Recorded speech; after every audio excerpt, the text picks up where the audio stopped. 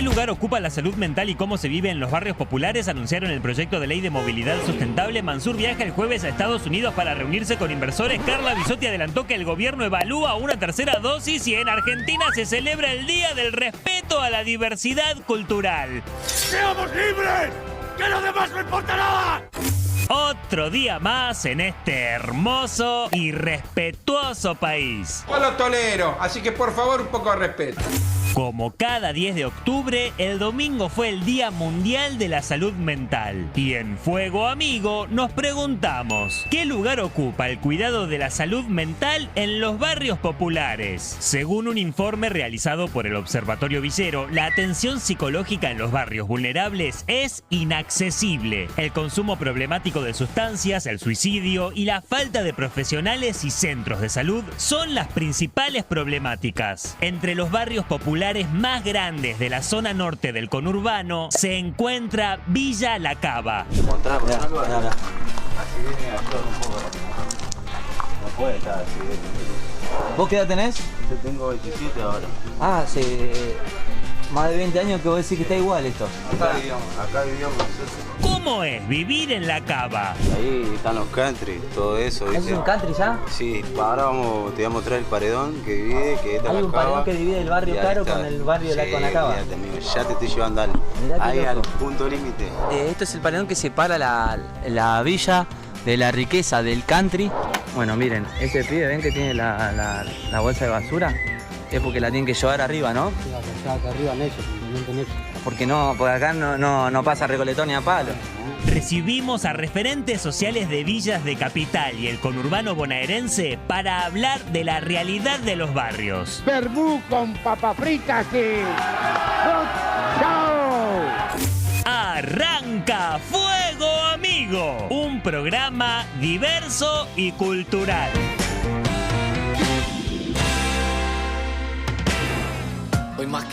Buenas noches a todos, a todas. Hola chicas, ¿cómo andan? Hola Yumi. Mira, estamos escuchando Otro Día, el tema de Zurdo, que es uno de nuestros invitados de hoy. A ver, subí un poquito el volumen. Así vamos a conocer la música de los barrios populares del país, ¿eh? Tenemos a varias personas que hacen música, vamos a contar historias de vida. Pero les vamos a contar un poco por qué elegimos el tema que elegimos hoy, que es la salud mental y la salud mental en los barrios vulnerados. ¿Por qué elegimos esto? Venimos charlando sobre que no está en la agenda pública el tema, el problema de la salud mental, sobre todo después de casi 2 años de pandemia. Pero imagínense en los barrios populares, donde están todos los derechos vulnerados, donde ha aumentado el consumo problemático, que no haya presencia del Estado, que no haya asistencia. Cuando acá estuvo Nacho Levi de La Poderosa hace pocos días y nos dijo, ustedes no saben todo lo que están pasando los pibes y las pibas por la falta de trabajo, por la falta de perspectiva de futuro, por el encierro, por muchísimas cosas que nosotros quizás desde nuestra casa, con un techo, con un laburo, a veces nos cuesta imaginar. Y por eso hoy quienes van a hablar y quienes van a contar qué está pasando son las voces de los distintos barrios del país. Bueno, vamos a hablar también de las carencias, de las urgencias, de las necesidades en esos barrios. Veíamos en el informe, ¿no? De qué manera viven, pero también de los talentos que surgen en ese barrio. Acá tenemos varios de esos talentos que nos van a acompañar y nos van a contar su historia. Pero si te parece, Cata, ¿los presentamos? Exactamente. Bueno, a ver, les damos la bienvenida a César Barreiro, que es vecino y referente social del barrio La Cava. Organiza deporte para niños y niñas, fútbol y hockey, y colabora en un merendero al que asisten 150 chicos y chicas. Bienvenido, César. Está Chris Damon, que es vecino también del barrio La Cava, cantante y artista del sello discográfico Suena E. Y a Zurdo, que recién lo estábamos escuchando en el tema de apertura, que es vecino del barrio Santa Rita de Boulogne, rapero y artista del sello discográfico Suena E. Y a la querida María Claudia La Negra Albornoz, referenta de La Garganta Poderosa. Bienvenida, Negra. Gracias por venir, que encima vino y se tiene que ir de nuevo a Santa Fe. Un viaje largo, así que vino con las valijas un directamente. lujo nos dimos de que haya podido venir hoy a Fuego. Bueno, gracias a los 4. Voy a empezar con Chris, si te parece, ¿eh? ¿Querés contar tu historia? ¿Querés arrancar del principio? Dale. Bueno, primero que nada, saludo para la gente de Villa La Cava. Bueno, yo soy artista urbano. Empecé en el año 2008 a hacer música.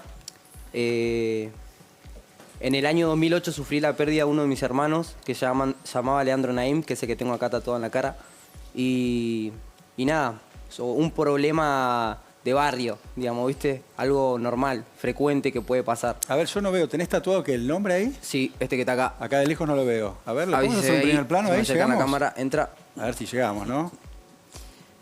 Nada, sí, me lo tatué en la cara porque dije, quiero que lo conozcan. O sea, donde vaya, que esté presente conmigo y que sepan que es parte de mí. ¿Cuántos años tenías cuando pasó lo de tu hermano? Yo tenía 14 años y mi hermano tenía 6. Y recibió un balazo en la cabeza. ¿Y qué pasó en tu vida a partir de eso? ¿Cómo, Y yo todo cómo ese impactó? dolor, toda esa impotencia, todo una carga de emociones, la tenía que sacar de alguna manera. Y al ser tan chico, siempre digo que gracias a Dios en ese momento era chico, ¿no? Entonces... ¿Ahora cuántos años tenés? Ahora tengo 25. A los 14 años, por así decirlo, de una manera vengativa, hice un tema contra el que había matado a mi hermano. Y bueno, nada, de esa manera traté de descargarme, ¿no? De todas esas sensaciones y emociones que yo sentía por haber sufrido ese acontecimiento. Entonces empecé a escribir. ¿Ya tenías eso te iba a decir, una inclinación artística? ¿Ya venías escribiendo o eso fue el disparador? Porque en mi familia, sí. el que no canta baila y el que no baila toca un instrumento. Bien. Son todos músicos. Y yo era el rebelde, yo era el rapero, nada que ver. Todos cantaban re bien, ¿viste? Yo rapeaba nomás. Pero naciste rodeado de la música. Ahora, Sí. Cris, tuviste una época, nosotros estamos hablando un poco también de el problema de la salud mental en los barrios. Sí. Y vos hoy incluso colaborás con Sí. esos problemas a los pibes y pibas que se acerquen a donde vos estás. Y para vos, yo te he escuchado en otras entrevistas que Sí. has contado cómo la música te sacó de eso, porque a vos también te tocó experimentar. Y te quería preguntar si vos querés contar, si no, no. Sí, obvio. ¿Cómo fue que caíste y cómo fue que vos saliste? Porque un poco el punto de unión del disparador de esta charla, que es Sí. el relevamiento que también hacen los compañeros del Observatorio Villero, es que no hay Estado Claro. en los barrios populares cuando pasa algo así. ¿Qué te pasó a vos? Y primero y principal, como que la contención, ¿no? Qué importante es la contención en los barrios. Por ahí tenés personas que tienen una cultura un poco diferente a la sociedad en general. Entonces, esa contención siempre es necesaria para que el individuo o la persona que sea de un barrio pueda tener, digamos, otros conocimientos, otras culturas y de esa manera sepa cómo desenvolverse, ¿no? Porque por ahí vos sos de un barrio y sos muy pibe y no tenés a alguien que te esté diciendo las cosas como son, vos vas a actuar con lo que vos ya conocés y dentro de eso vas a elegir qué es lo mejor, pero ¿Y no a para vos los qué te demás, pasó? para vos. ¿Entendés? Y eso es algo como que por ahí en ese entonces, cuando pasó lo de mi hermano, yo no lo vi, yo, por mi parte. Cuando falleció mi hermano, yo no tuve una contención de decir, bueno, acá tengo un lugar, tengo un centro cultural donde yo puedo ir a cantar, donde yo puedo hacer música, donde yo puedo expresarme. No había, o sea, quizás había, pero era muy poco. Y yo al ser tan chico, capaz que para mí no, ¿me entendés? Porque por ahí antes, no sé, por ejemplo, con César tenemos un proyecto ahí que estamos por armar un taller de rap también con el Zurdo ahí en la Cava. Y O sea, vos se bancaban imaginate- entre ustedes.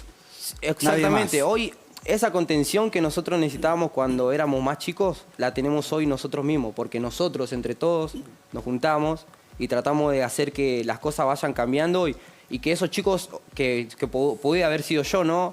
Hace un tiempo atrás, que tengan esa contención y también tengan de alguien que ya esté en otra cultura y que le explique cómo son las cosas, para que conozca otra vida aparte de la que ya conoce. Cris, ¿cuál fue el momento en el que vos saliste del consumo problemático y dijiste, Sí. es por acá, nos tenemos nosotros, la verdad debería estar el Estado, pero por lo menos nos abrazamos entre nosotros? Y yo siento, para no mentirte, yo siento que todo eso me di cuenta más de grande. O sea, ponerle que a partir de los 22 o 23, como que empecé a darme cuenta de que yo al ser artista y ser una influencia, por así decirlo, para la gente de mi barrio, los jóvenes de mi barrio, yo tenía un poder y ese poder se puede usar para el bien o para el mal. Entonces ahí fue cuando opté o sea, por rodearme de esa gente que también tiene, como ellos dos, por ejemplo, que tienen el mismo pensamiento que yo, de salir adelante, de crear oportunidades para los pibes, porque quizás yo no le estoy dando el laburo a un pibe, pero sí le estoy brindando un conocimiento que quizás él lo veía en otro lado, que se hacen en otro lado, pero no acá, donde nosotros somos. Entonces, está bueno que pasen estas cosas para que los pibes puedan salir adelante, porque cada cabeza es un mundo, entonces cada pibe pudo haber pasado una situación diferente, peor, un poco mejor, pero cada persona es un mundo. Bueno, ya vamos a seguir con tu historia. Es un abanico, sí. Zurdo, ¿querés contar la tuya? Bueno, si yo tengo que hablar de mí, bueno, yo crecí con un padre ausente, mi mamá trabajaba mucho y por ende yo me tenía que hacer cargo de mis hermanos. ¿Cuántos hermanos? Somos 5, pero yo tengo 2 que son más chicos que yo, que éramos los que vivían como con mi mamá. Y nada, crecí en eso, viendo cómo la familia de mis vecinos, mis compañeros de colegio, todo, me veían como que yo era lo peor, así por decirlo, porque era por ahí el que estaba más metido en lío y todo eso. Al poco tiempo mi mamá empezó a ir a la iglesia, empezó a cambiar como su vida y a mí me llamó mucho la atención el cambio rotundo que tenía mi mamá y empecé a ir a la iglesia y a raíz de eso también empecé a componer, empecé a hacer canciones con mensaje positivo, sin tener por ahí el recurso de poder grabar, era solamente escribir, pero nada. A raíz de eso también crecí viendo la realidad del barrio, cómo era todo, se tildaba todo malo, cómo actuaban de esta manera, entonces yo, si bien en un momento fui como calificado el peor del grupo, así por decirlo, y mi vida dio un giro de manera rotunda en sentido en buena, que nada, terminamos siendo por ahí todo lo contrario a lo que pensaban de mí. Zurdo, decís mucho que tenés mensajes positivos con la música y recién escuchábamos Otro Día. Yo no escuché todavía otros temas tuyos. ¿Qué contás en tus letras? Siempre que me pongo a escribir una canción, siempre trato de hacerla hablar a través de la experiencia de cosas que me pasan a mí. Y bueno, en este caso, Otro Día fue un momento de depresión que pasé a comienzo de año. Nada, me marcó mucho, yo jamás pensé pasar por esa situación. Yo creo que un poco la pandemia, el encierro, me habían despedido del trabajo sin una excusa y nada. ¿Te echaron durante la pandemia del trabajo? Sí, o sea, sin motivo alguno. Porque cuando... ¿Vos dónde laburabas? ¿Vos dónde trabajabas? Yo trabajaba en la municipalidad del lado del barrio y como que de la nada, de la noche a mañana dijeron que ya no trabajaba más y me había mudado hace poco y bueno, fue un poco de todo, acumular todo lo que fue el año del 2020. Yo creo que para nadie fue fácil y me pasó factura a comienzo de año, donde estaba, yo diría que mi peor momento y pasando por un momento que jamás pensé, y es más, yo desde mi posición siempre vi esa posición muy exagerada, por así decirlo, y estuve erróneo y yo creo que fue necesario pasarlo para entender a las personas que pasan por el momento de depresión. Ahora, en un momento de depresión, te pregunto, y yo les voy a preguntar a cada uno, ¿qué lugar encontraste vos en el barrio para poder apoyarte más allá de la música? Que entiendo que claramente es como un lugar donde vos encontrás sanación y cosas lindas, pero... Además de eso, ¿encontraste algún centro? ¿Encontraste algún programa del Estado o nada?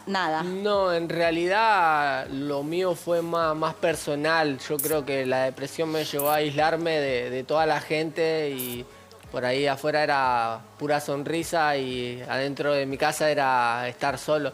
Pero de esa manera siempre me vi solo y nada, yo, como le dije al principio, soy una persona muy creyente y creo que el único que sentí que tuvo una depresión fue Dios, así que... Ahora, César, te incorporo a vos. Él hablaba de las cosas positivas que transmitían las letras, ¿no? O en las canciones. Vos laburás con chicos, en un merendero, estás muy involucrado en acciones positivas también. Contá un poquito tu historia. Y yo arranqué, o sea, a mí me salvó el fútbol. ¿Te salvó el fútbol? Yo a los 14 años no era nada, o sea, había dejado la escuela, todo. Y bueno, a los 18 fui a un club donde para jugar tenía que estudiar. Y bueno, ¿Te reengancharon al estudio? Me reengancharon al estudio y hice noveno nocturno y después hice todo completa la escuela, terminé la escuela y eso fue lo que me enfocó en mi vida. Y lo que yo siempre quiero es que, ojalá, ¿no? Que es muy difícil que todos los chicos terminen la escuela, porque te hace ver otro panorama. ¿Y qué viste en la pandemia? Donde la gran mayoría de la pandemia no hubo clases, en el barrio, ¿cómo fue? La pandemia hizo desastre. Se tomaron para mí malas decisiones. ¿Qué pasaba en el barrio? Todos hablaban de, ¿cómo se dice? Quédate en casa. De quedarte en casa, en las villas no. O sea, hablaban de quedarte en casa, de guardarte, pero en la villa no se puede. Nosotros, o sea, bueno, yo crecí en una casa 4x4, ahora gracias a Dios no, pero mucha gente de la villa vive en casa 4x4 y son 7. Y todo desde afuera es muy lindo, todo. Bueno, ahí está mostrando, ¿no? Veíamos un poquito lo que pasa en la cava, de las más grandes, ¿no? De la zona norte, de las villas más grandes de la zona norte, un poco las dificultades, las carencias. No tienen agua potable en algunos casos, llevan un bidón, la basura hay que llevarla, no la pones en la puerta de tu casa, o en un contenedor la tenés que llevar arriba, ¿no? La tenés que trasladar. Y entre esas dificultades está la infraestructura también, lo que decís vos, ¿no? Una casa donde por ahí es un ambiente solo con mucha gente. Hablando de la pandemia, o sea, todos son laburantes, o sea, la mayoría son laburantes en el barrio. Y la escuela lo que hace es que los chicos estén 8 horas en la escuela mientras los padres van a laburar. Acá se le armó un quilombo tremendo a los padres porque tenían que laburar y los chicos estaban en la casa y no se podía ir a laburar. ¿Y cómo era el ánimo de los pibes? Que ahora quiero ir un poco con los números que vamos a charlar con la negra, pero ¿qué viste vos? Por ejemplo, entiendo que el merendero siguió funcionando más que nunca. No, el ánimo de los chicos era... O sea, primeros 5 días, 10 días felices, no van a la escuela, nada.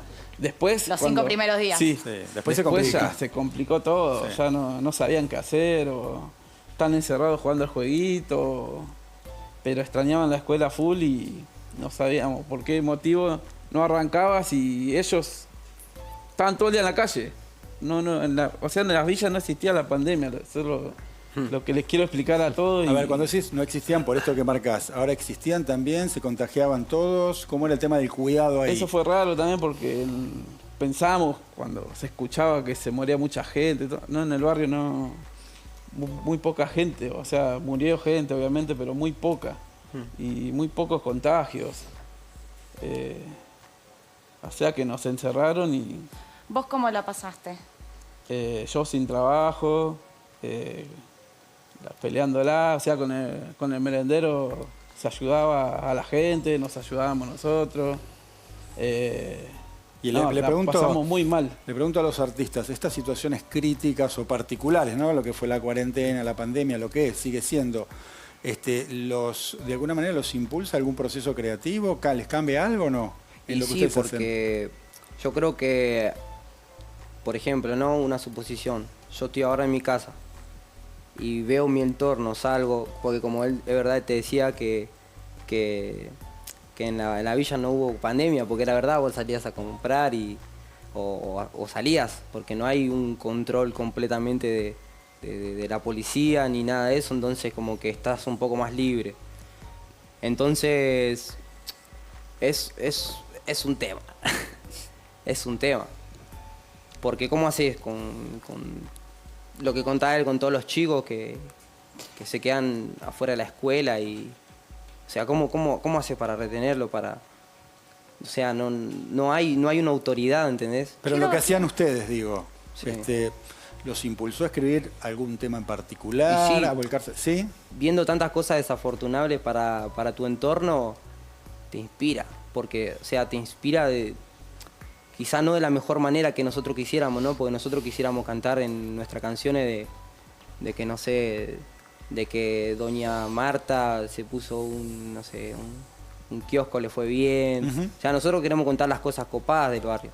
Pero ¿cómo hacemos para contar las cosas buenas del barrio si en el barrio no están pasando cosas buenas? Ahí quiero preguntarte a vos, Negra, porque te quiero preguntar cómo pasaste vos todo este tiempo de pandemia y también qué están viendo con respecto a la depresión, los consumos problemáticos. Estuvo Nacho Levi acá y dijo, ustedes no saben, no se está hablando, hay suicidios en las villas y los barrios populares de todo el país. Contanos un poco qué pudieron ver en estos relevamientos. Sí, escuchando a los pibes y viendo la realidad, viviéndola en el barrio, es como que pasamos por diferentes etapas y el tema de como que la salud mental está separada de la salud física. O sea, nosotras en los barrios populares por lo general ponemos el lomo, o sea, lo físico tiene muchísima importancia porque que tu cuerpo esté más o menos hace que vos tengas la diaria. Si vos te enfermás no podés salir a buscar la diaria. Claro.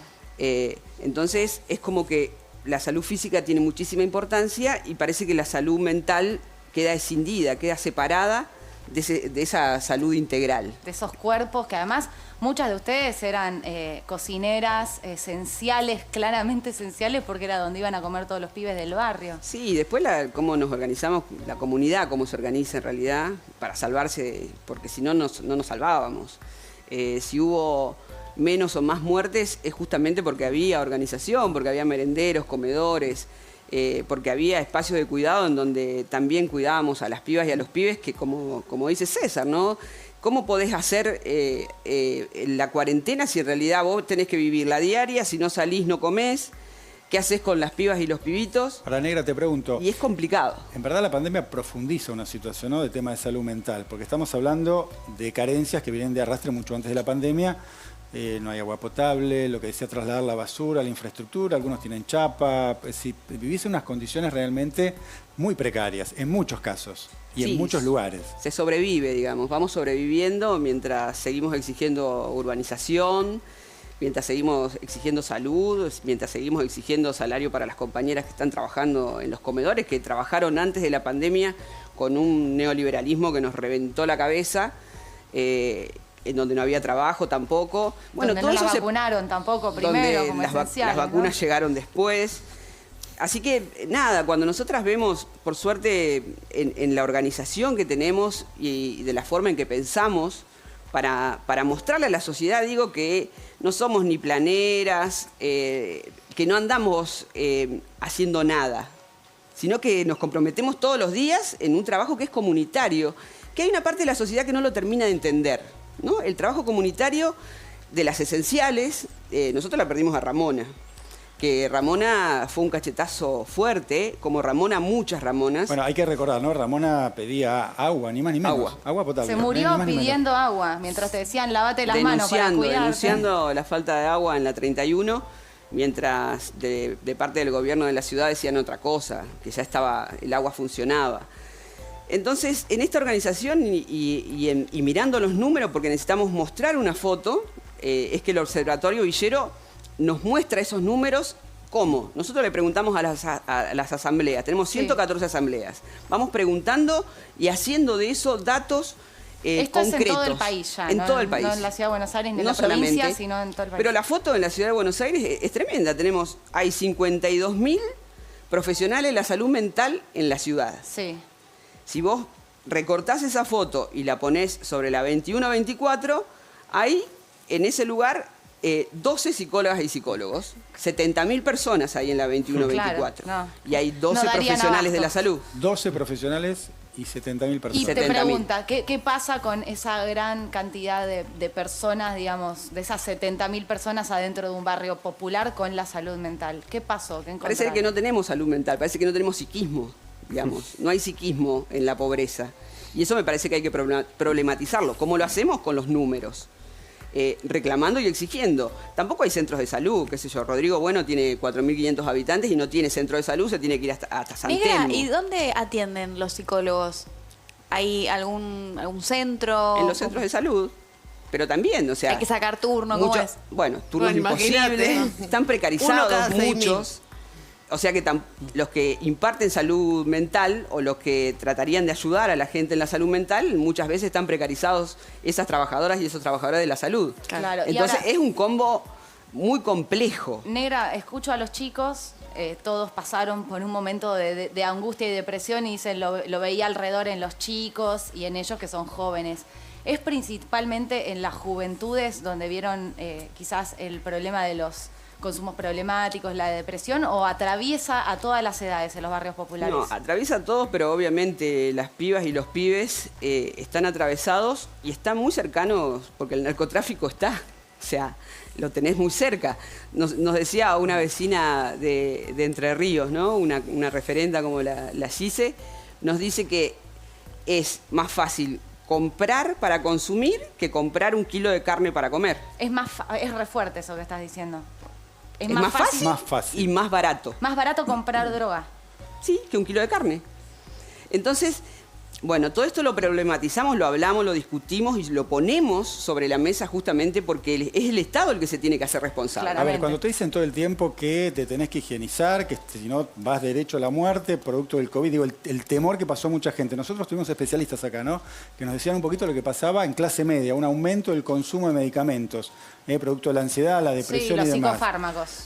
De gente que tiene resuelta gran parte de la vida en términos de infraestructura, de ingresos y de salud, y aún así, digamos, se volcaba por ahí a los medicamentos. En situaciones como esta, donde tenemos a Ramona diciendo, no tenemos agua, nos dicen que nos higienicemos, no tenemos agua. Dicen que volvió el agua, no tenemos volvió el agua. infraestructura, digamos, ¿de qué manera no se va a atravesar si no es de esta que estás contando? Justamente, y es no sé, los más vulnerados son los pibes que no tienen proyecto, que no hay, digamos, no hay un horizonte, no hay un futuro para agarrarse.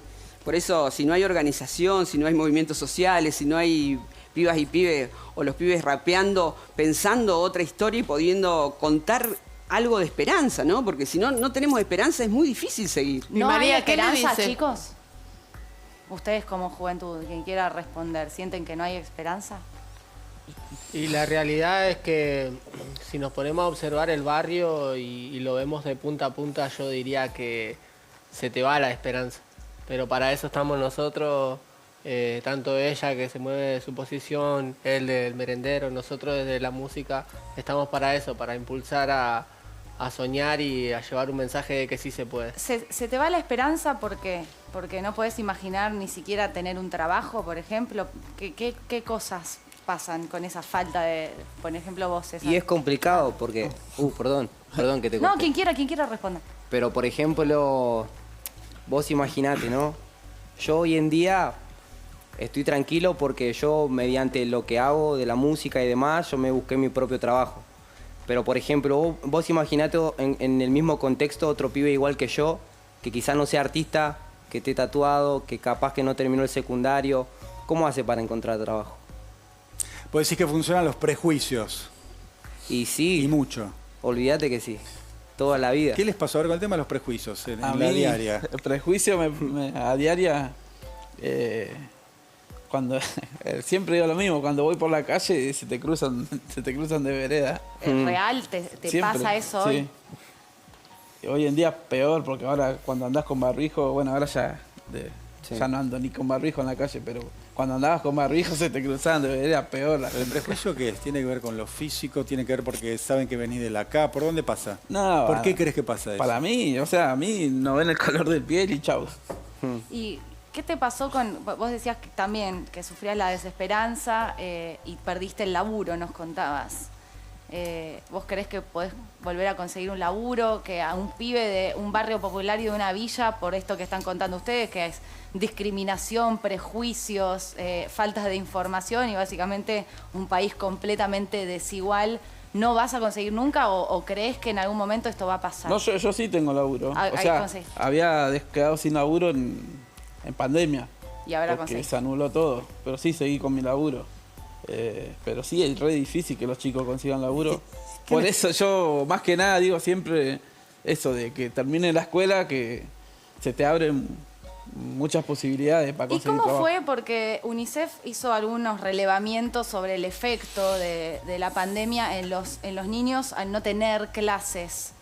¿Cómo piensan ustedes que les afectó, más allá de que estaban todos en la calle, en lo emocional? ¿Qué decían los nenes, por ejemplo, que se acercaban al taller? ¿Cómo pensás que eso se puede recuperar de alguna manera? ¿Ves que se esté recuperando? Para mí perdieron un año, diría yo, no sé si 2, pero eso no se recupera más. O sea, el año de escuela, ¿no? O sea, no aprendieron nada en ese año porque era todo verso, muchos no tenían internet. Eso te iba a preguntar, Claro. no tenía, por ejemplo, los compañeros de La Poderosa hicieron campañas para contagiar conectividad, para tener datos básicamente, y mostraban cómo algunos se subían al techo, usaban la poca plata que tenían para estudiar. Bueno, eso fue un verso porque lo del estudio estudiar virtual fue todo. ¿Un verso? Para mí un verso, sí, los chicos.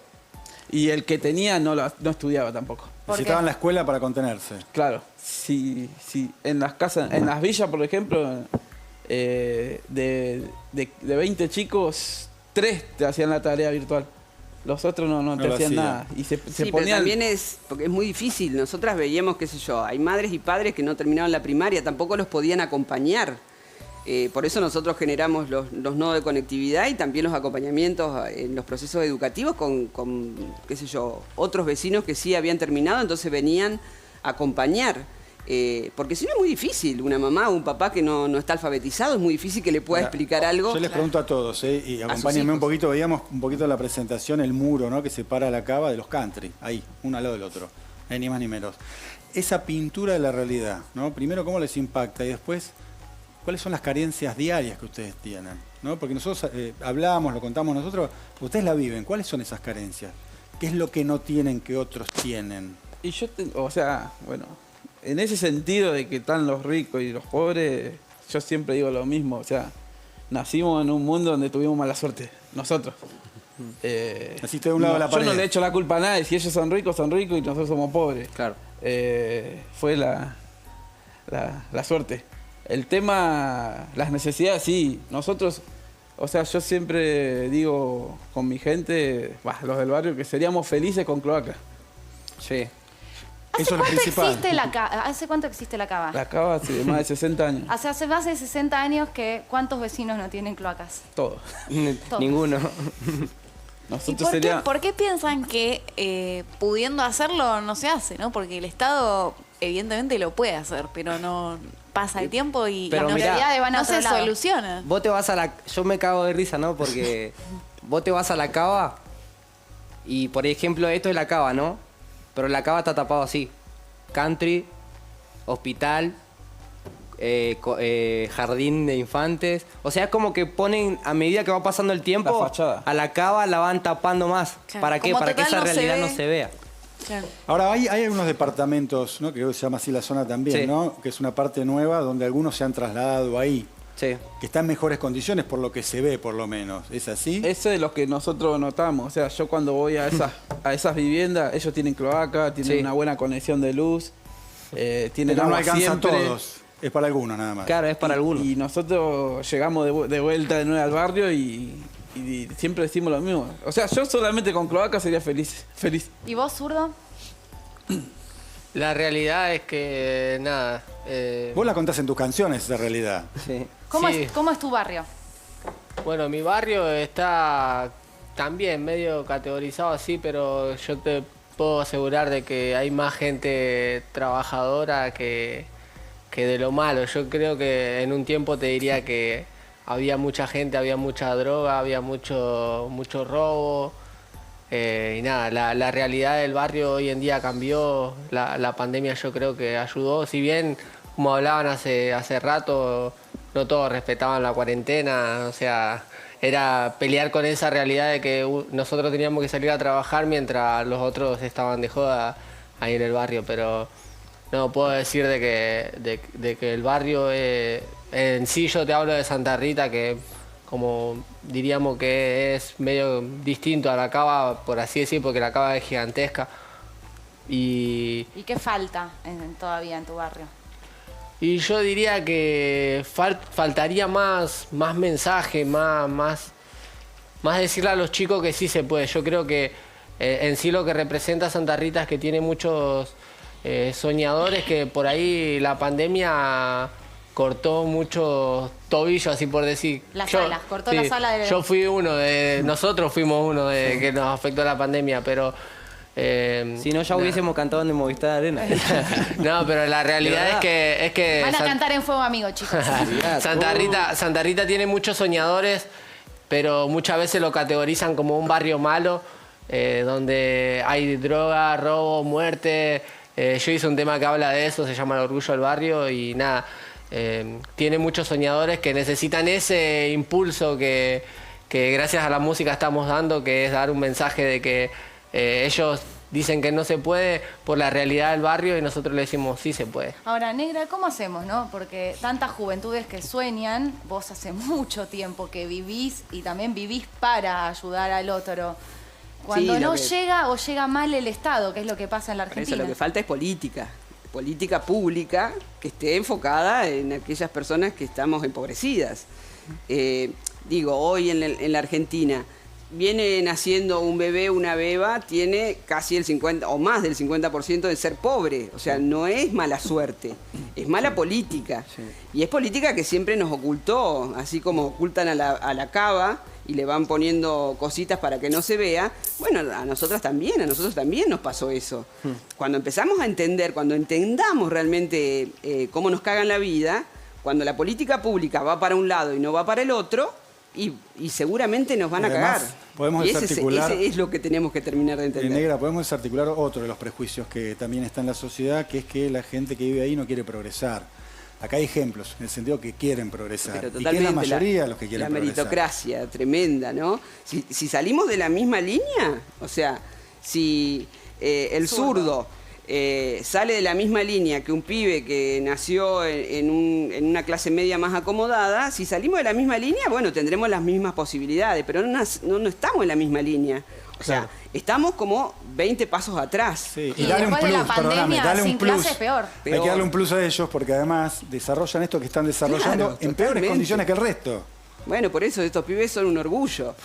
Y me parece que es por ahí, y es por ahí como pasa todo el tiempo, digamos, en el barrio, en donde los pibes te muestran que quieren otra cosa, que no quieren morirse ni por una bala porque liberaron una zona, ni morir con sobredosis, porque no queremos eso, queremos trabajo, queremos educación, y eso lo mostramos todo el tiempo, y por eso hacemos un recorte también y decimos, che, me parece que la política pública no llega a estos sectores. ¿Por qué no llega? ¿Y por qué, Negra, crees que todavía hoy persiste? Porque ya hay como una conversación entre todos un poco más pública, aunque que sea la conversación, pero ¿por qué persiste y es tan fuerte esto de quieren planes, planeros, esa discriminación, que César camine por la calle y cruce en la vereda? ¿Por qué primero hay miedo porque hay desconocimiento, ¿no? ¿Quién entra a la cava? ¿Quién entra a la 31? No entra porque tiene miedo. Hay una falta de empatía también. También, sí, claro, totalmente. Pero para tener empatía vos también tenés que conocer. Y es muy difícil que lleguen y pasen por nuestros barrios porque tienen miedo. Si te ocultan es difícil que te vean. Exactamente. Y por lo menos, bueno, para mí es palmaria la imagen del muro, ¿no? Que separa a la cava con el country. Es como quizás la imagen como más visible. Simboliza un poquito esto de no querer ver. Hablamos de la Ciudad de Buenos Aires, hablamos de la provincia de Buenos Aires. Contanos un poco cómo está en Santa Fe todo, por ejemplo. Y Santa Fe, por ejemplo, hoy es el tercer conurbano más empobrecido del país, ¿no? Está Concordia, el Gran Resistencia y el Gran Santa Fe. Más del 50.6% de pobreza, que tiene que ver con la pandemia, obviamente, tiene que ver con la falta de política pública para estos sectores. Y yo me acordaba, yo tengo 56 años, ¿no? Ya estoy grande. No, parecés mucho menos además encima. Zafo. Pero mis viejos, por ejemplo, cuando fueron al barrio, yo vivo en la misma casa en que nací, cuando fueron al barrio había movilidad de clases. ¿Ustedes escucharon alguna vez movilidad de clase? Que nacés pobre o empobrecido y que podés con trabajo zafar y tener tu casa. Sí. Eso ya no se dice más en la Argentina. Yo me acuerdo que en mi época se hablaba de la movilidad de clase. ¿Qué pasa con la pobreza estructural? O sea, ¿por qué hay una pobreza del 34, 35% que no se mueve, gobierne quien gobierne? Y que aumenta un poquitito. Y que cada vez le va poniendo un poquito más. ¿Por qué será? ¿Será casualidad? Bueno, entonces tenemos que preguntarnos esto. ¿Por qué nacimos donde nacimos y por qué en realidad no podemos... Yo no me quiero ir de mi barrio. Yo lo que quiero es que mi barrio cambie, que esté urbanizado, que tengamos cloaca, que tengamos agua, que tengamos conectividad. Eso que vos contás, Negra, ¿va tallando en la cabeza de todos, llevándolos a la resignación o no? ¿Qué es lo que vos percibís cuando estás contando un poquito la realidad, ¿no? Esta fantasía del que nace en la villa queda ahí, no progresa, no mejora la vivienda donde vive. O se va a quedar donde está. Sí, es muy difícil, ¿no? Porque nosotros tenemos pibes que están mirando a sus madres en los comedores, o sea, que trabajan en los comedores, que dejan la vida en los comedores, que dejan tiempo. ¿Y qué dicen esos pibes? Y mi vieja está siempre en el mismo lugar, no movió nada. Entonces yo, bueno, qué sé yo, por ahí tengo oportunidad de hacerla la más fácil, que creo que es la más fácil y me meto en un quilombo. Por eso, me parece que hay que empezar a corregir cómo se distribuye en el país, digamos, la guita, la riqueza. ¿Por qué hay tan pocos ricos y tantos pobres? ¿No? Ahora, ¿por qué? Negra, Nacho Levi puso en su Instagram, apenas pasaron las PASO, es por abajo, si hubieran llamado a los barrios, se hubieran enterado qué es lo que nos pasa. ¿Por qué puso eso? No se acercó nunca nadie del Estado en todo este tiempo de la pandemia, porque la pandemia además, un colega, Martín Rodríguez, dijo, fue el momento en la Argentina donde los argentinos conocimos más de cerca al Estado, porque el Estado era el que te decía quédate en tu casa, el Estado decía yo te cuido, el Estado decía yo te doy un plan, pero bueno, salías a trabajar. ¿Qué experiencia tuvieron ustedes con ese Estado? Y sumo algo, porque a lo que dice Cata, vos dijiste esto se cambia con políticas públicas. Claro. Bueno, ¿qué pasó con el Estado? Y con voluntad política para cambiarlo. Yo fui una de las vecinas que estuvo sentada en la Quinta de Olivos con el presidente, exponiendo así de primera, cosa que no nos pasa nunca hablamos con un presidente, hablando de primera cuáles eran las necesidades que teníamos. Después, con muy buenas intenciones, muy bien atendido, nos escuchan, parecería que nos escuchan, pero después no se modifica nada. Y eso es frustración sobre frustración. Pero, perdón, que no se permanente. modifica, y se pregunta a César también, ¿significa que por ahí no llega la comida a los merenderos? ¿O llega una comida distinta, de peor calidad, o menos, o más tarde? ¿Cómo se plasmó esas dificultades, digamos, ahí en tu trabajo concreto? Sinceramente llega lo de peor calidad, a las cocineras del barrio hacen magia. ¿Peor calidad qué sería? O sea, ¿qué morfan? Claro, ¿qué recibías antes y qué recibís ahora? No es por ser desagradecido, nada, pero te dan lenteja, polenta, y de la peor calidad, y cosas que la gente de la villa no come eso. El famoso Masva. ¿Qué es el Masva? El más barato. Vos vas o sea, es cosa que la gente de la villa no consume. Yo trabajé juntando, tiraba la basura de los vecinos del barrio, justo que se hablaba de esto. Estaba en una cooperativa que juntamos. Hay que trasladar la basura a otro lugar. Y la tirábamos a los containers. Y en la basura se veía mucha polenta, mucha lenteja, garbanzo. Cosas que te llenaban de esas cosas, pero la gente no las consume. ¿Y antes qué recibías que no recibís ahora? Antes, ¿qué recibías que no recibís ahora de alimento? ¿Tiene que ver con la calidad o el tipo de comida que recibías? Ahora no se recibe casi nada ya. Pero antes, ¿qué era eso que ahora no recibes? En pandemia era eso. ¿Y cómo hacen si no reciben? ¿Cómo se las rebuscan? Claro. Hay mucha, por suerte en la organización donde estamos nosotros, somos muchos y por suerte se conoce mucha gente que no es del barrio que dona, compra. O sea, básicamente lo que están diciendo los cuatro, que son de diferentes barrios, de diferentes lugares, con diferentes historias de vida y trayectorias, es nos ayudamos entre nosotros, pero ni se asoma. Vos incluso te juntaste con el presidente y a pesar de eso no vieron una política pública destinada a la mayoría de los argentinos y argentinas. El Ministerio de Desarrollo Social de la Nación nos debe 500 toneladas de mercadería al día de hoy, en todas nuestras asambleas. 500 toneladas. Y lo que dice César es polenta, fideos, no hay aceite. Aceite, o sea, ¿y cómo cocinan? No hay aceite, no, por eso es imposible entender. En una época nos daban viandada. La viandada es tremendamente ¿Qué es la viandada? A ver, contalo. Es como un coso de fiambre, como un fiambre en lata. Eso se comía hace mucho tiempo. ¿Fiambre en lata? Como un fiambre, sí, como un picadillo grande. Pero la viandada tiene mucho sodio. O sea, La expectativa de vida en nuestras villas, en nuestros barrios, no llega casi a los 70 años. La gente se muere antes. Porque estamos mal alimentados, porque no tenemos trabajo. Tienen mala atención médica. Mala atención, no hay... Claro, la salud integral no se piensa, porque los centros de salud no tenés acceso nunca, porque no hay turnos. Es muy difícil, muchas somos hipertensas, diabéticas, porque es pura harina, digamos, lo que comemos. Y, qué sé yo, cuando hay malaria, a la noche priorizás los pibes y te tomás un mate dulce, bien dulce, porque el mate dulce te saca el hambre. ¿Eso pasa mucho? ¿De no comer a la noche? No, se come una vez por día. Y yo me acuerdo, tengo una imagen muy clara de ver, por ejemplo, a mi vieja a la noche cocinando y nosotros comiendo y ella, no tengo hambre. Es la típica esa. Esa pasa... Qué loco que hace el sacrificio por ustedes. ¿Les pasó a ustedes también? A mí, cuando era chico, sí. Cuando vino ¿cómo fue? ¿El 2001? Sí, sí. La crisis del Cuando vino el 2001. desastre, sí, mi mamá compraba... Nosotros somos 7. Claro, y son un montón. mi mamá compraba kilo de pan y... No compraba kilo de pan, compraba, éramos 7, compraba 21 panes y nos daba 3 a cada uno. Y eso Ahora, era su comida en el día. Claro, y ella se quedaba sin comer. Si tienen esta carencia en comida, ni quiero pensar, vos decías, ¿no? Gente que tiene diabetes, presión, lo que fuese. No quiero pensar medicamentos, inaccesible.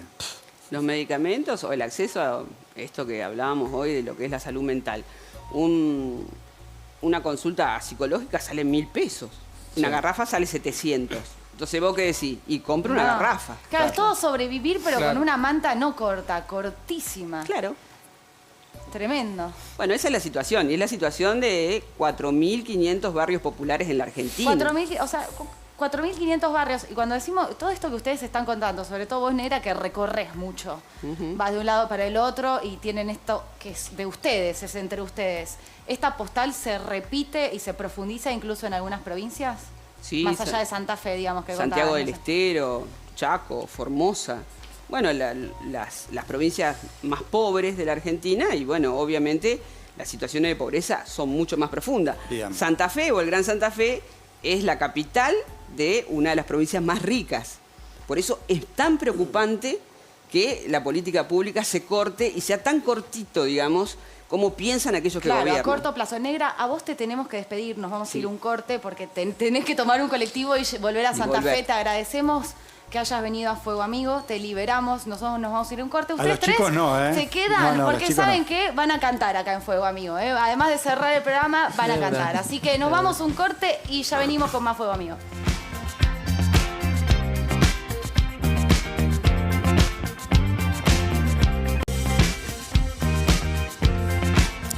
Bueno, vamos a cerrar este programa maravilloso, con algunas historias realmente muy interesantes que nos contaron los chicos, pero tienen su momento para las conclusiones. Vamos a arrancar con vos, César, con tu merendero, con lo que quieras contar. Y bueno, gracias por la invitación,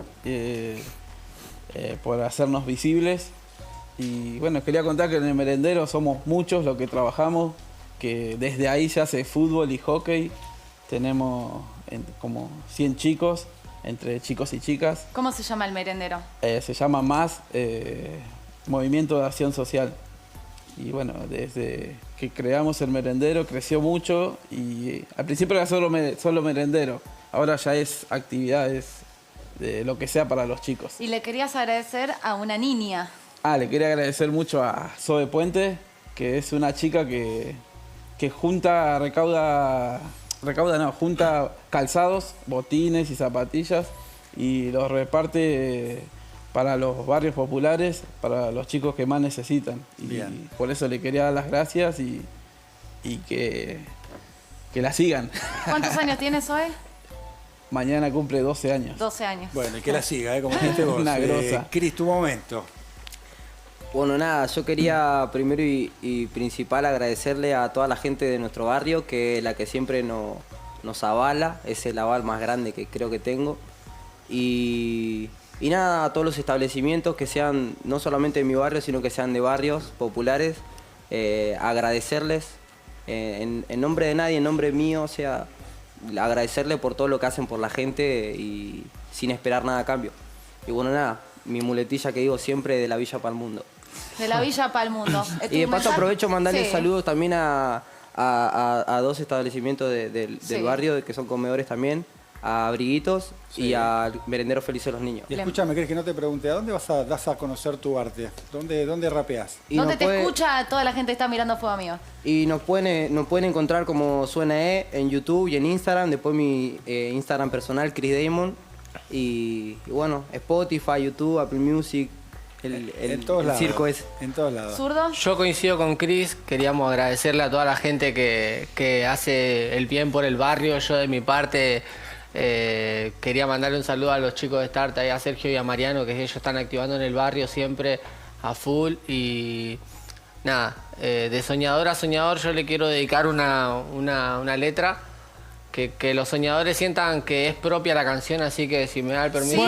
Sí, de hecho, mira, pasa vos y después que pase Chris y terminamos el programa con ustedes mostrándonos un poco de lo que hacen. Obviamente no tenemos pista. Podés bailar, Obvio, César. sí, igual. Pero hacer unos jueguitos. Si no te quedás con nosotros, César. Sí, César rapea o hace el movimiento. Nosotros nos corremos. ¿Escena? Dice, antes que en cámara. Sí. Antes que puedo mandar un saludo. Sí, obvio. Saludo a Taina. A Taina, perfecto. Bueno, arrancás vos, Bruno, y seguís vos, Chris. Dale, de una. Todos ustedes, chicos. Dice, no mentí cuando dije que iba a poner mi barrio en alto, porque sé que esto de soñar es de risa y de llanto. No mentí cuando dije a mamá que iba a lograrlo y está orgullosa por los logros que voy alcanzando. Soy un soñador, sí, desde ese momento que dijeron que no podía y yo en mi cuarto escribiendo. El barrio era malo, descalificado en todo tiempo, sin observar que ahí mismo había talento. Soy un soñador porque dije sí entre tanto no, a pesar de inseguridades que en tiempo me atormentó. Comentarios negativos juro que me potenció a no descansar y alcanzar mi mejor versión. Sí, este es el barrio que me vio crecer, el que me vio tropezarme y levantarme otra vez, el barrio que me vio en la tele y vieron que lo logré, el que cargué mi espalda y en el Cosquín representé. Sí, este es el barrio que sabe en verdad quién soy, que tiene para pegarla y te da un mensaje de Dios, el barrio que me vio descender y salir campeón, el que se puso a saltar y a corear toda mi canción. Soy un soñador porque inspiro a soñadores, ellos ven que se llega lejos sin perder los valores. Mi mayor éxito fue tomar buenas decisiones y la humildad fue la pieza para subir escalón. El barrio sabe quién soy, el que escribes en papeles, el que agarró una lapicera antes que una 9, el que lleva esperanza entre balas que llueven y su no puedo se lo cambiamos por si se puede. Luther King dijo algo que a mí me dejó pensando, si mañana se acaba el mundo hoy plantaría un árbol y si eso pasa disfrutaría el hoy. Mañana es mañana y puedo escribir otra canción. Soy un soñador porque me rodeé de soñadores a través de tenis, fútbol, fotografía y colores. Me rodeé de gente que no se quedaba en el intento y perseguía su sueño y los cumplía despierto. Este es mi barrio. ¡Aplauso! Genio, la rompiste. Adelante, Chris. Mira, Chris, te digo una cosa. Nos vamos cerramos. Le decimos a todos ustedes que los esperamos mañana a las 11 de la noche. Gracias a los tres. Gracias, cerramos Rico. el programa, Dice, hey, desperté con ganas de escribir algo con fundamento, expresando en palabras lo que me susurra el viento. Sé que muchos dijeron que no sirvo para esto, lo lamento, pero he desarrollado mi talento. Año 2008 cuando comencé a escribir, recreando en forma de rap lo que viví. Y aunque vi que muchos dijeron que no iba a poder, demostré que todo se puede con fe, creí en mí. Es por eso que estoy aquí, insistí, y papá Dios se encargó de mí. He pasado 1000 cosas, pero seguí adelante. Y aunque la calle me llama, prefiero ser cantante. Me dijeron loco por no seguir el sistema, hago música de corazón aunque a muchos les duela, no me canso de hacer lo que quiero a toda hora y hoy cargo un micrófono en lugar de una pistola, pa.